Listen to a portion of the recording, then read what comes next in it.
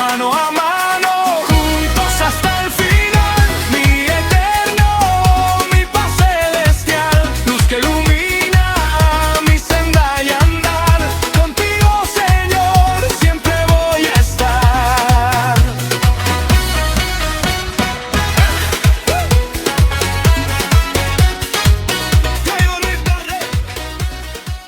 Hola, buenos días, buenas tardes, buenas noches.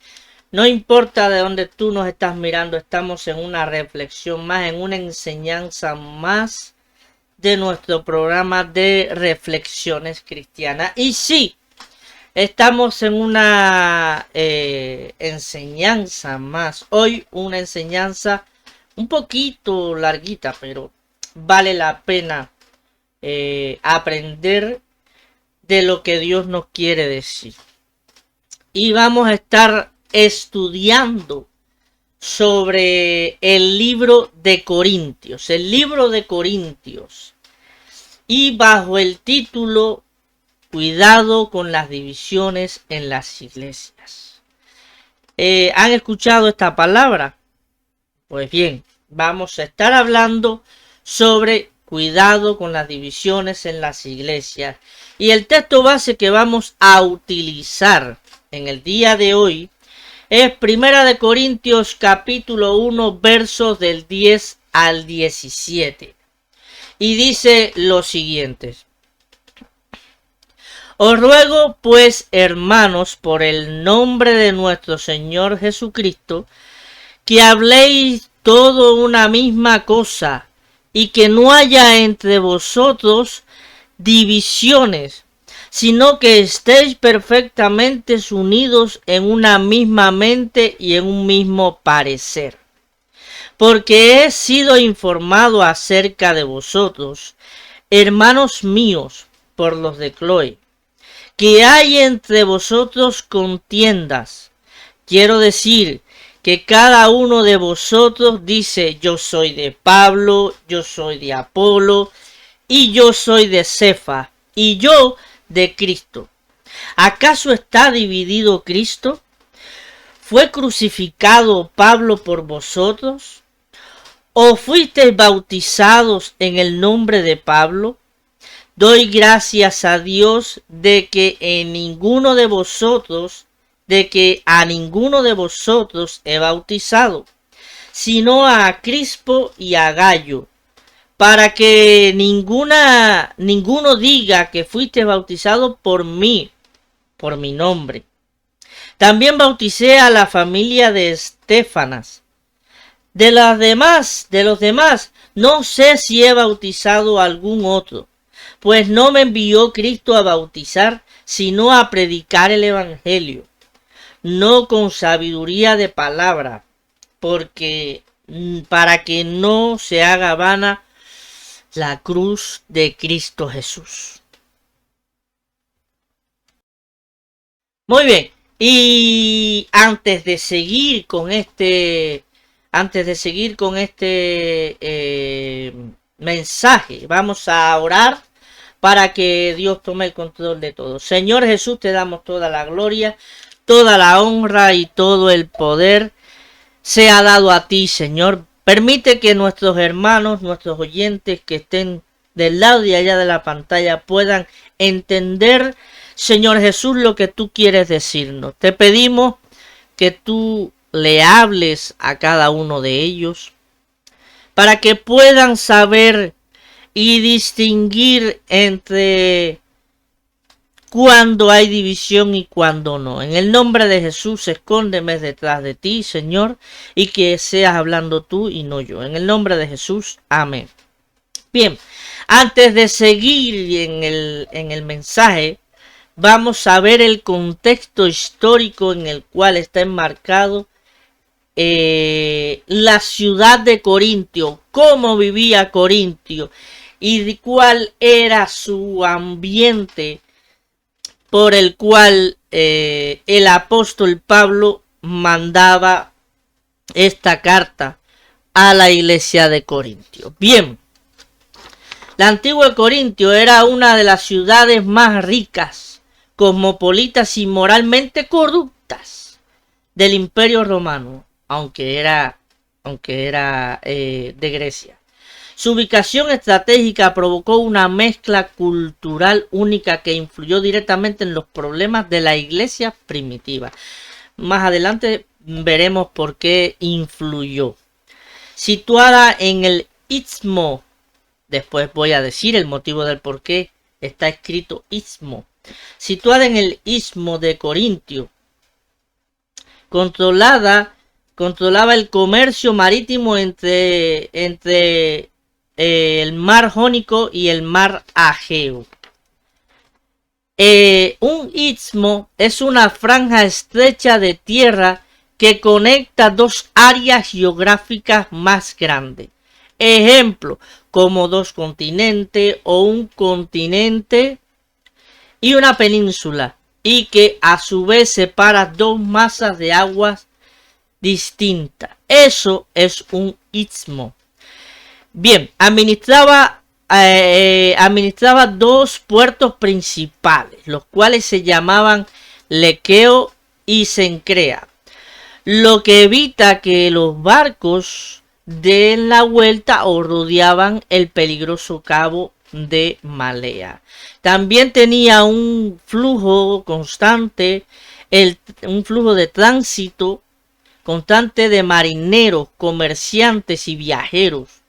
También con todo esto flujo de constante de personas y de tránsito, tenía una enorme riqueza material e intercambios de ideas, me imagino que intelectuales, filosóficas y demás, ideas de todos los imperios, o sea, imperio romano, imperio greco-romano, imperio griego, imagínense. También su cultura, la cultura y la religión era pluralismo pagano. Albergaba templos dedicados a los dioses griegos, a los dioses romanos, a diferentes dioses de estos, que los mitos y las leyendas que ustedes ya conocen, Zeus, Afrodita, no sé quién más, y Diana, y bueno, ya ustedes saben. Apolo, Esclépico, y también a la infame, inmoral diosa Diana. Exacto. Afrodita. Tenía una mala reputación, albergaba dos templos. ¿Me entiende? El término griego, que es un término muy difícil de pronunciar, se lo voy a poner después aquí debajo para que ustedes puedan verlo. Voy a intentar pronunciarlo, pero es muy difícil. Corintiasestai significaba literalmente vivir como un corintio, o sea, sinónimo de inmoralidad y libertinaje. Haz lo que te dé la gana y no mires atrás. Ese es el mismo contexto histórico en que estamos viviendo, en que el mundo está viviendo. Y claro, cuando hablo del mundo, no estoy hablando simplemente de todas las personas, sino de las que quieran vivir de esa manera. Tenía también una filosofía y un estatus. La sociedad valoraba la retórica, la elocuencia y la sabiduría humana, lo que alimentaba el orgullo intelectual y las divisiones de clase. Seguimos en lo mismo, en las divisiones, porque Pablo escribe esta carta a Corintio. Bien, viendo todo este contexto histórico, la iglesia fue creada en el año 55, aproximadamente después de Cristo. La iglesia era compuesta por principalmente personas no judías, sino gentiles. O como lo dice en Romano, Pablo también habla de griegos, que tiene que ver de gentiles. El apóstol Pablo exhorta a la iglesia en Corintio a eliminar las divisiones y rivalidades, pidiéndoles que estén perfectamente unidos en el mismo sentir. Les recuerda que el Evangelio no se trata de seguir a líderes humanos como el Apolo, como el Pablo, como Pedro, que es lo mismo que Cefas, ni la elocuencia humana, sino el poder de la cruz de Cristo. Voy a explicar después por qué hablamos del poder de la cruz de Cristo. Y vamos aquí a los tres enfoques que tenemos ya, para saber el por qué Pablo manda esta carta a Corintios. El primer enfoque, el llamado a la iglesia. Pablo, el llamado a la iglesia. Pablo apela al nombre de Jesucristo para rogarle que se pongan de acuerdo y eliminen las divisiones, estando unidos en una misma mente y parecer. Bien, Pablo está diciendo y está hablando en el versículo 10.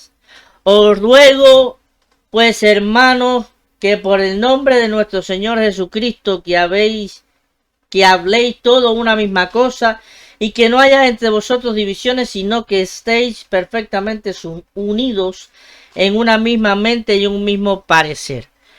Pero Jesús anteriormente podemos ver referencia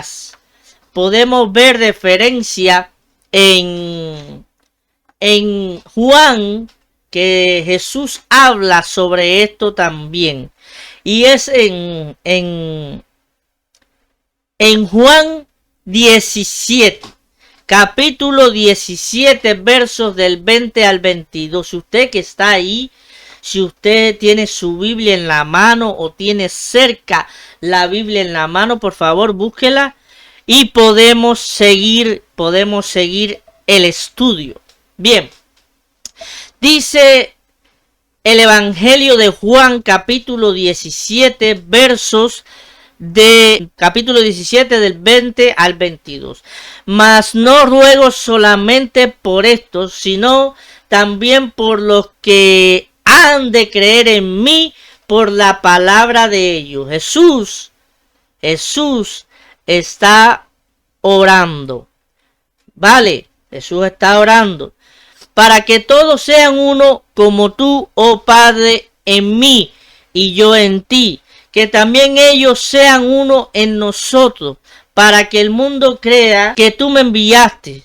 La gloria que me diste yo les he dado, para que sean uno, así como nosotros somos uno. Jesús estaba orando en el jardín de Getsemaní, sabiendo que se enfrentaba a un brutal arresto, a una brutal muerte, ser clavado en una cruz. Y ahora tengo una pregunta que quiero hacerle, y quiero que ustedes también lo hagan o piensen con la pregunta que le voy a hacer. ¿Qué supones que estaba orando Jesús mientras estaba en el jardín? ¿Sabes lo que Jesús estaba orando cuando estaba en el jardín? Pues bien, aquí la Biblia lo dice. La Biblia dice por quién estaba orando y por quiénes estaba orando. Dice el Evangelio que acabamos de leer ahora, el versículo del 20 al 22. Mas no ruego solamente por esto, sino que también por los que han de creer en mí por la palabra de ellos. Mas no ruego. Dice la Biblia que Jesús estaba orando. Jesús estaba orando y rogando al Padre por ellos que estaban presentes en ese momento, por Pedro, por Juan, por los discípulos que estaban allí en aquel entonces. Y estaba orando por ellos, pero también estaba orando por ti y por mí. ¿Por qué? ¿Por qué digo que también estaba orando por ti y por mí? Porque dice, mas no ruego solamente por esto, sino también por los que han de creer en mi palabra por la de ellos. O sea, por la palabra que ellos predicarán, por la palabra que los discípulos prediquen, por el evangelio que los discípulos iban a llevar, por la palabra de Jesucristo que iban a predicar. ¿Vale? Entonces, no solamente Jesús estaba orando por ellos, sino también estaba orando por nosotros, por la palabra de ellos, por lo que ellos iban a predicar, para que todos sean uno. O sea, Jesús estaba orando para que sus discípulos y los que se convirtieran más adelante y los que escucharan la palabra de Dios y aceptaran a Jesucristo como su Señor y Dios, sean uno, como tú, oh Padre, en mí y yo en ti. Jesús, dice la Biblia que Jesús hacía lo que veía hacer al Padre. Jesús hacía lo que veía hacer a su Padre Dios. Entonces, Jesús era uno con el Padre. Y él estaba orando para que no solamente los discípulos fueran uno y no hubiera división, sino que también los que aceptaran a Jesucristo por la predicación de la palabra de los discípulos, y no solo de los discípulos, sino que al pasar el tiempo la palabra fuera llevando a los corazones hasta llegar al día de hoy. Y estoy seguro que muchos de los que me están oyendo, han escuchado palabras de Jehová o palabra de alguien a causa de otra persona, porque otra persona le llevó el evangelio, porque otra persona le habló de Jesús. Y Jesús estaba orando por ti, porque quería que fuera una sola persona como Jesús era uno con el Padre. Que también ellos sean uno en nosotros, o sea, que nosotros, los nuevos nacidos, los cristianos, los creyentes en Jesucristo, los verdaderos, seamos uno solo con Jesús y el Padre. Para que el mundo crea que tú me enviaste, para que todo el mundo vea. Eso es consecuencia de lo que iba a pasar. Que el mundo vea que tú me enviaste, y la gloria que me diste yo se las he dado, para que sean uno, así como nosotros somos uno. Cuando Jesús habla de gloria, no está hablando de gloria que me diste, sino el poder que tú me diste, yo se lo doy a ellos. ¿Por qué? En el Evangelio de Mateo y en los Evangelios habla de que Jesús nos dio autoridad para sanar enfermos, echar fuera demonios, libertar a los cautivos y llevar las buenas nuevas de salvación, o sea, la predicación de la palabra de Jesús. Y lo que estaba diciendo y orando Jesús en ese momento era esto, que sean una sola persona, o sea, el cuerpo de Jesucristo es uno. Y por lo tanto, como el cuerpo de Jesucristo tiene que ser una sola persona, así como el cuerpo humano, todos los miembros tienen una función, pues el cuerpo de Jesucristo tiene una función y debe de ser uno en Cristo Jesús, así como Cristo Jesús era uno con el Padre. Entonces, Pablo estaba recordándole a la iglesia de Corintio que deberían de ser una sola persona, que se pusieran de acuerdo, que eliminaran las divisiones, que estén unidos en una misma mente y un mismo parecer. Eso es lo que le estaba diciendo Pablo, recordándole lo que Jesús dijo anteriormente. Amén. Hasta aquí vamos aprendiendo y vamos entendiendo por qué Jesús quiere que seamos una sola persona. Para ser una sola persona en Cristo Jesús, como Cristo Jesús es uno con Dios. Bien, el segundo enfoque. El segundo enfoque es el problema de las fracciones. Y lo podemos ver en los versículos del 11 al 16, que dice lo siguiente: para que he sido informado, porque he sido informado acerca de vosotros, hermanos míos, por los de Cloé, que hay entre vosotros contiendas. Quiero decir que cada uno de vosotros dice: yo soy de Pablo, y yo soy de Apolo, y yo soy de Cefas, y yo soy de Cristo. ¿Acaso está dividido Cristo? ¿Fue crucificado Pablo por vosotros? ¿O fuisteis bautizados en el nombre de Pablo? Doy gracias a Dios de que a ninguno de vosotros he bautizado, sino a Cristo y a Gayo, para que ninguno diga que fuisteis bautizados en mi nombre. También bauticé a la familia de Estéfanas. De los demás, no sé si he bautizado a algún otro. Bien, el problema de las fracciones. Fracción es un término de división. Pablo reprende a la iglesia de Corintio las contiendas, las divisiones.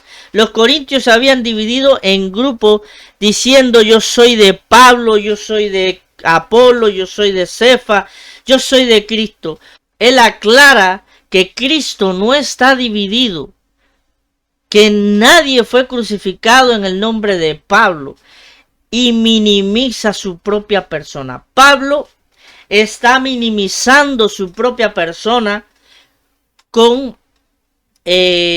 para darle a entender a la iglesia de Corintio, para darle a entender de que él no era nadie, que nadie tiene que seguirlo, que nadie tiene que ir detrás de él, porque él es un humano, un hombre con dificultades, él es un hombre con problemas también, y nadie tiene que seguirlo él. El argumento de Pablo, del 13 al 16, Pablo utiliza la lógica para exponer lo absurdo de la división con tres preguntas retóricas. ¿Acaso Cristo está dividido? No, Cristo no está dividido. ¿Fue Pablo crucificado por ustedes? No, Pablo no fue crucificado por ustedes. ¿Fueron bautizados en el nombre de Pablo? No, ustedes no fueron bautizados en el nombre de Pablo. Con esto deja claro que ningún siervo humano puede ocupar el lugar de Cristo. Lo que decía anteriormente. Pablo está exponiendo la lógica de las divisiones. Y es la pregunta que le hace a la iglesia de Corintio. ¿Cristo está dividido? No. Jamás y nunca el reino de los cielos ni Cristo Jesús estará dividido. El único que está dividido es el reino de las tinieblas. El reino de las tinieblas, el reino de la oscuridad es el único que está dividido y sirve únicamente para dividir. Sirve únicamente para dividir y más divisiones entre las iglesias y entre los hermanos. Por eso, Cristo no está dividido. Cristo viene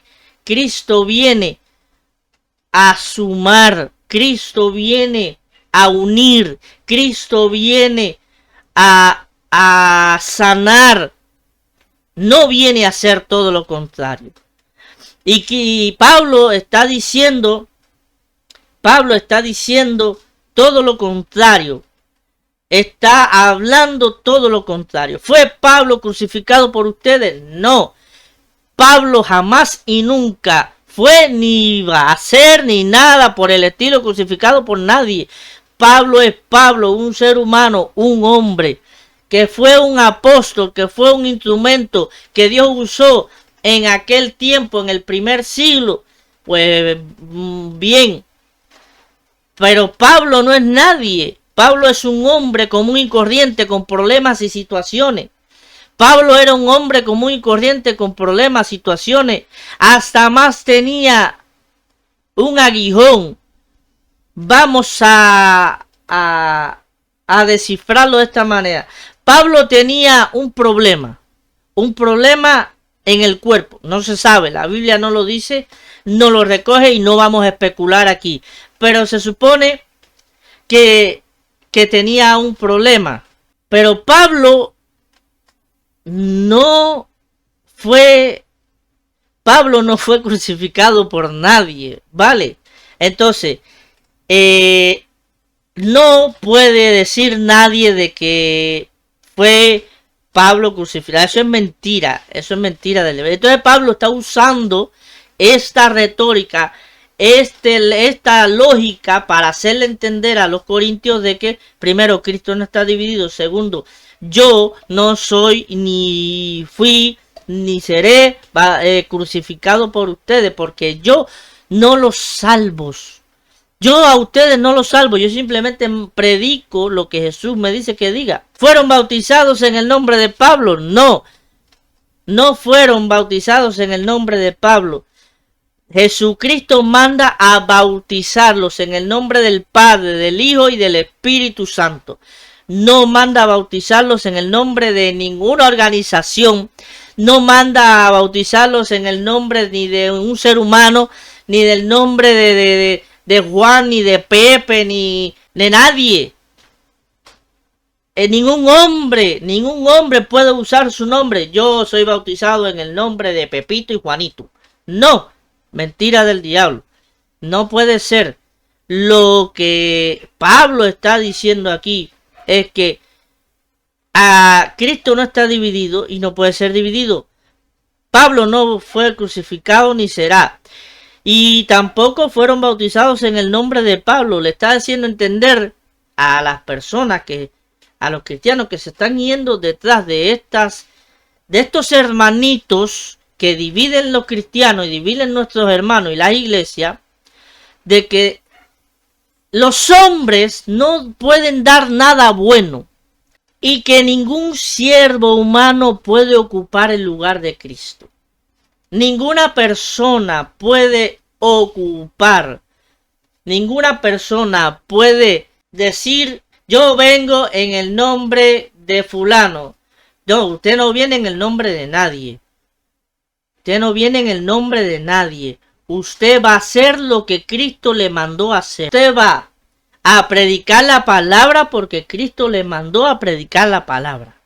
Usted va a ser ujier porque Cristo le mandó y lo llamó a ser ujier. Usted va a hacer, pero lo que Cristo le manda a hacer. Pero usted no es nadie. Solamente somos instrumento en manos de el Señor. Solamente somos instrumentos en manos de el Señor Jesús. Y en la fase, el enfoque número 3, Pablo resume el propósito de su ministerio, que Cristo no le envió a bautizar, sino a predicar el evangelio. Voy a explicar, déjeme explicar por qué dice Pablo que Cristo no lo mandó a bautizar, sino a predicar el evangelio.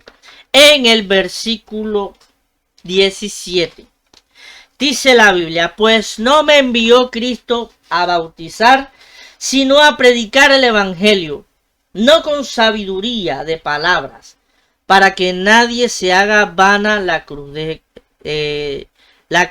de Cristo.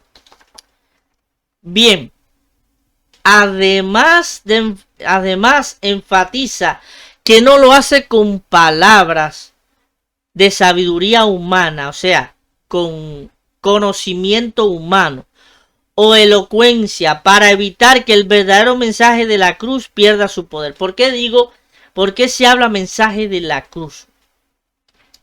¿por qué se habla mensaje de la cruz? Porque el verdadero mensaje de la cruz no es lo que muchos andan diciendo por ahí de la cruz. Cuidadito con eso.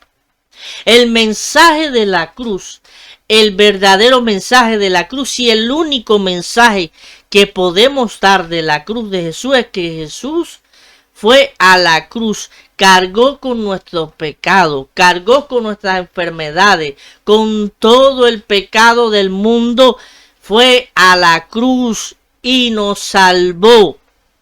La cruz fue una herramienta que Jesucristo usó para su propósito, para que se cumpliese lo profetizado. Pero el mensaje de la cruz no es lo que muchos andan diciendo por ahí. El mensaje de la cruz es lo que le acabo de decir yo. Cristo fue a la cruz, llevó nuestras enfermedades, cargó nuestras culpas, cargó nuestros pecados. De generaciones por generaciones fueron cargados en Jesús en la cruz y se las llevó. Y por eso nosotros, o la persona que se convierta y que quiera ser hijo de Dios, pues será salvo a causa de la muerte de Jesús en la cruz. En fin, cruz.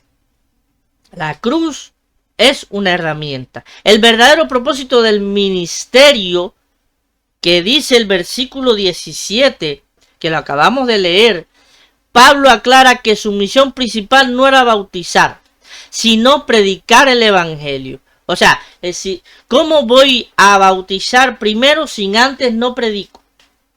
¿Cómo yo voy a bautizar sin antes llevar el evangelio? Que las personas oigan de Cristo. Por eso es que él dice, aclara la misión de Pablo. No es bautizar, sino predicar el evangelio. Además, advierte que si se predica con sabiduría, con palabras humanas, no con la revelación de Jesucristo, no con la palabra de Jesucristo. O sea, predicamos con palabras humanas, no con la revelación que Dios nos habla y nos dice por su palabra. Yo voy a hablar y voy a decir palabras humanas. Eso es correr el riesgo de anular el verdadero poder y significado de Jesús en la cruz. Si yo hablo o predico por predicar, o predico por hablar de quien sea, o hablo usando una palabra vana, una palabra de conocimiento humano, y no le pido sabiduría a Jesucristo por lo que Él quiere decirme o por lo que Él quiere que se le diga a la iglesia, estoy en riesgo y anulo el verdadero mensaje de Jesús. Por eso es que nuestros hermanos, muchos hermanos de nosotros se van detrás de hermanitos que se han dedicado a engañar y a hablar lo que no tienen que hablar. ¿Por qué? Hablan a causa y hablan para anular el verdadero mensaje de Jesucristo. No voy a mencionar nombres porque no me compete a mí.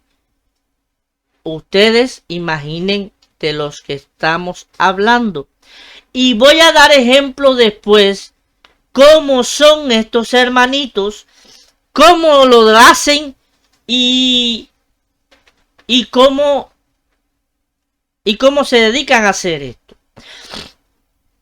Pero hay versículos en la Biblia. Hay versículos en la Biblia que el mismo Pablo está confirmando lo de estar unánimes en el Espíritu y unánimes en Cristo Jesús. Unánimes los unos a los otros, orando los unos por los otros. sin anular el verdadero mensaje de Jesucristo, ya sea en la cruz o el mensaje del Evangelio. Unánimes en una misma parecer, en una misma palabra, orando los unos por los otros, llevando las cargas los unos por... Eso hacía la iglesia primitiva. Eso hacía la iglesia de los primeros tiempos. En Efesios 4, hay referencia, en Efesios 4, capítulo 3 dice, solícitos en guardar la unidad del Espíritu en el vínculo de la paz. Solícitos en guardar la unidad del Espíritu en el vínculo de la paz. En eso tenemos que estar claros. Tenemos que guardarnos los unos a los otros. Tenemos que orar los unos por los otros. Tenemos que preocuparnos los unos por los otros. Tenemos que preocuparnos por las personas que necesitan de Dios. No, yo me pongo delante. Vamos a ver a las personas que necesitan. A las personas que de verdad necesitan a Dios, a las personas que viven en las calles. Yo me pongo también delante. No vamos a ver a esas personas. Ni a las personas tampoco que necesitan de algo. Si lo tenemos, se lo podemos dar. En Filipenses capítulo 2, del 1 al 12 dice lo siguiente: por tanto, si hay alguna consolación en Cristo, sí la hay. Si algún consuelo de amor, sí lo hay. Si alguna comunión del Espíritu, sí hay comunión del Espíritu. Si algún afecto entrañable, sí lo hay. Si alguna misericordia, completad mi gozo, sintiendo lo mismo, teniendo el mismo amor, unánimes, sintiendo una misma cosa. Pablo nos está diciendo y confirmando que en Cristo hay consolación. ¿Por qué no se lo llevamos? ¿Por qué no le llevamos consolación a las personas que le hace falta? Consuelo de amor. Y aquí hay aspectos que Jesús o que Pablo nos está diciendo que Jesús quiere que llevemos y que seamos en una sola persona, que seamos todos en una sola persona y llevando esto, llevando consuelo en Cristo Jesús, llevando amor en Cristo Jesús, llevando comunión del Espíritu Santo, llevando afecto entrañable hacia las personas que lo necesitan y llevando y diciéndole que en Cristo Jesús hay misericordia. Con esto tu gozo puede ser completo. Con esto podemos sentir lo mismo, teniendo el mismo amor, unánimes, todos sintiendo una misma cosa. Esto era la iglesia del antiguo, esta era la iglesia primitiva, la primera iglesia. Y Pablo nos está diciendo esto. Tenemos que ser así. Tenemos que ser una sola persona. Y que el ministerio de Jesús no puede, el ministerio que Dios le dé a cada persona, tiene que ser centrado en Jesucristo, en el mensaje de Jesucristo. Y si vamos a hablar del mensaje de la cruz, que sea que Cristo llevó nuestras cargas y nuestras enfermedades. Él se las llevó en la cruz. Y por eso somos comprados. Le pertenecemos a Él. Porque somos nacidos de nuevo a causa de la muerte de Jesús en la cruz. que seamos uno, así como Jesús era uno con el Padre y es uno con el Padre. Tenemos que ser una sola persona, pensando lo mismo, hablando lo mismo, haciendo lo mismo, orando lo mismo, teniendo unidad en el Espíritu. Todos nosotros, lo mismo. Y les voy a dar ejemplos. Ha sido un poco largo. Lo siento de verdad, pero tenía que hacerlo y tenía que decirlo. ¿Por qué? Porque estamos viviendo tiempos en los cuales estamos viendo esto. Estamos viviendo tiempos en los cuales estamos viendo esto. De que algunos hermanitos se han apartado de la verdad y están llevando el mensaje incorrecto a nuestros hermanos. Y que claro, por supuesto, ellos, algunos sabiéndolos, otros no sabiéndolos, llevan engaño y son usados por el enemigo. Y algunos de los ejemplos de hoy en día que vemos, porque lo vemos en las redes sociales, lo vemos en las iglesias, lo vemos personalmente. Hay ejemplos y ejemplos vivos. Por ejemplo, el primero, el culto a la personalidad es seguir ciegamente a pastores populares, autores de libros populares o influencers cristianos en redes sociales, creando bandos basados en quién es el predicador más elocuente, cuál es el mejor, quién es el mejor, qué dijo fulano, qué dijo mengano. No voy a decir nombre porque dije que no me compete. Allá ellos con Dios.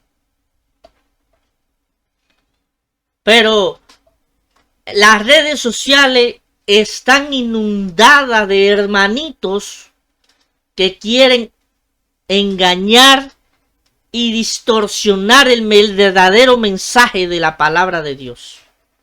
En que si das más, Dios te va a bendecir más. En que si donas más, Dios te va a bendecir más.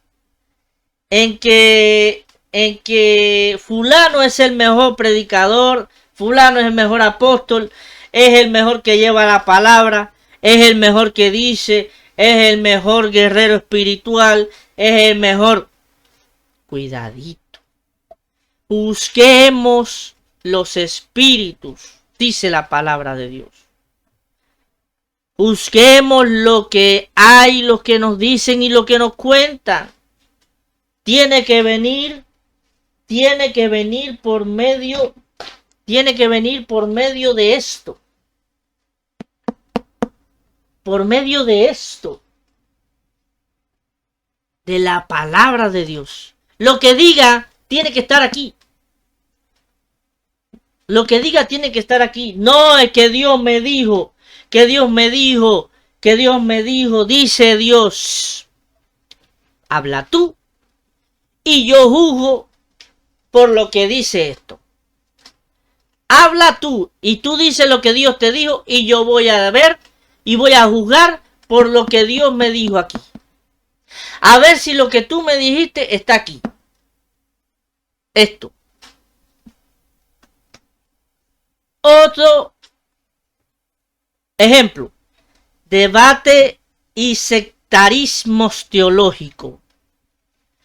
Esto hace dividir la comunidad por discusiones extremas sobre temas secundarios como posturas escatológicas, estilos de música para la alabanza, la formación, las formas específicas de vestir, las formas como tú tienes que hablar, las formas que tienes que ser, es que tienes que ser un buen guerrero, es que en el nombre de Jesús, vale, es lo que digo, habla tú, que yo juzgo por la palabra de Dios.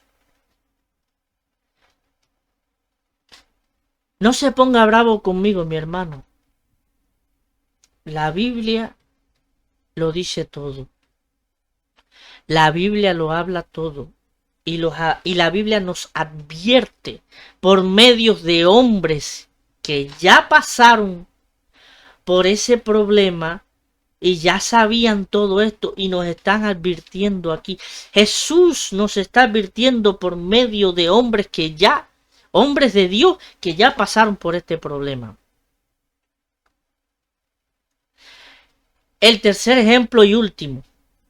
Preferencias de métodos sobre el mensaje. O sea, discutir y romper la comunión por el formato de las reuniones. Las reuniones tienen que ser así, las reuniones tienen que ser asado.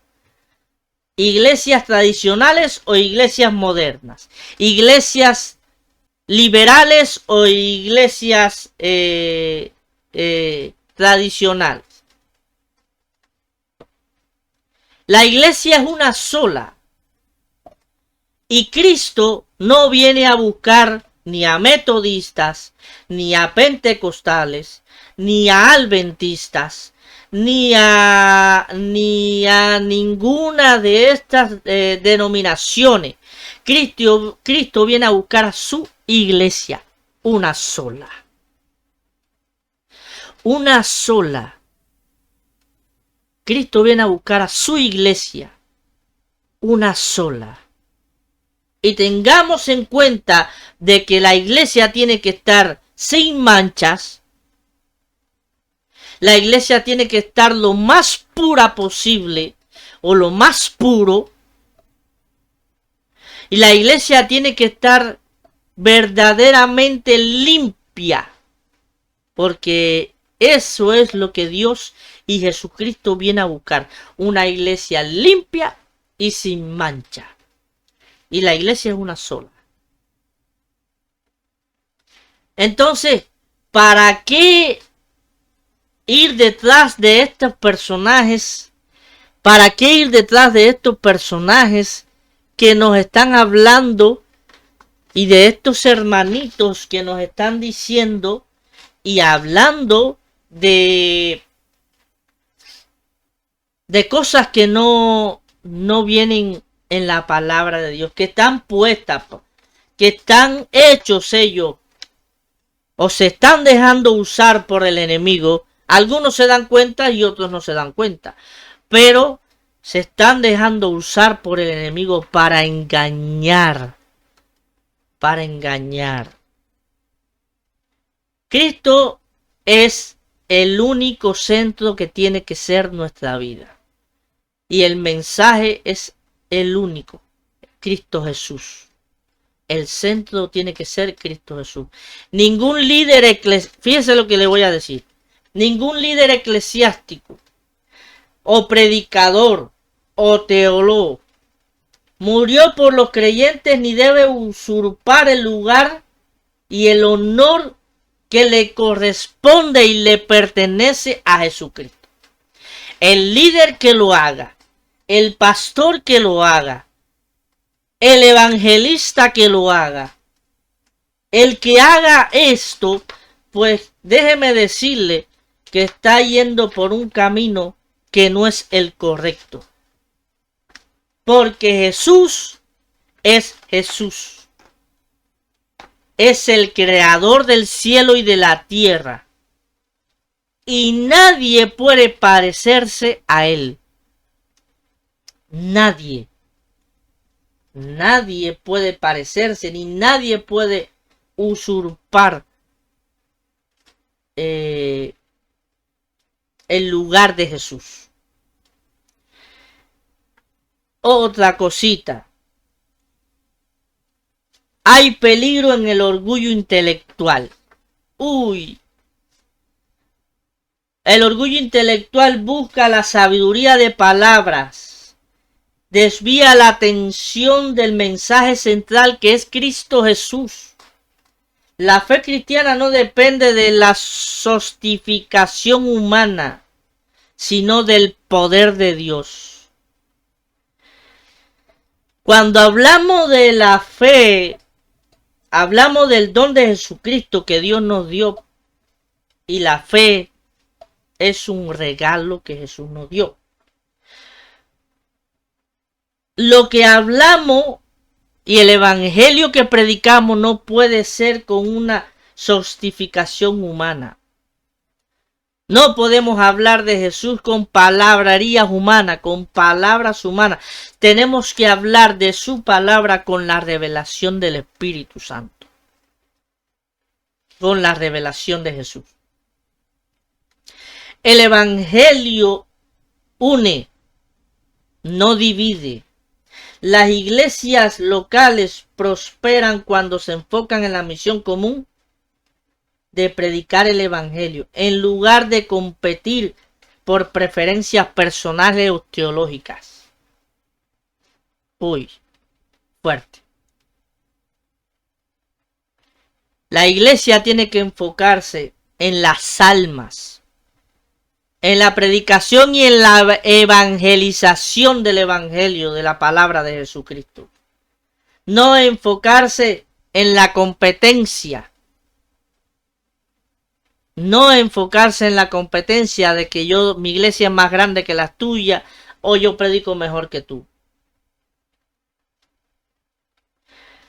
Y para cerrar y concluyo ya. Exaltar el intelecto humano o los líderes carismáticos terminan por quitarle el valor y el poder al sacrificio de la cruz. Déjeme decirle algo, mi hermano. Si le quitamos el mensaje de la cruz, que es lo que yo decía antes, que el mensaje de la cruz es llevar y decir que Cristo murió por ti y por mí en esa cruz. Cuando le quitamos este valor a este mensaje y ponemos el intelectualismo y ponemos el conocimiento humano por encima del mensaje de Jesús, esto es un error. Esto es un error carísimo. Y lo que yo les pido y le digo a todos nuestros hermanos pastores, evangelistas, pastores que salgan, que sean nuevos, que su mensaje central sea el evangelio de Jesús, que su mensaje central sea Cristo Jesús, que la verdadera doctrina no se adultere. Es mi consejo para aquellos que van a salir o están en el pastorado y son neófitos, son nuevos trabajando para el evangelio. Que el mensaje central tiene que ser Jesucristo. Cuando cambiamos esto, ya está la puerta abierta para que el enemigo diga: aquí voy a entrar.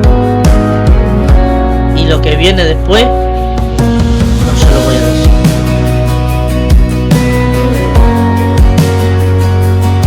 Última cosa y concluyo. Mensaje central: Jesucristo y el evangelio de Jesucristo. Mensaje central de la cruz: Cristo murió en la cruz por ti y por mí. Llevó enfermedades, pecados, nuestras transgresiones y iniquidades a la cruz, y se llevó allí todo el pecado de la humanidad. El mensaje de la cruz es ese, que murió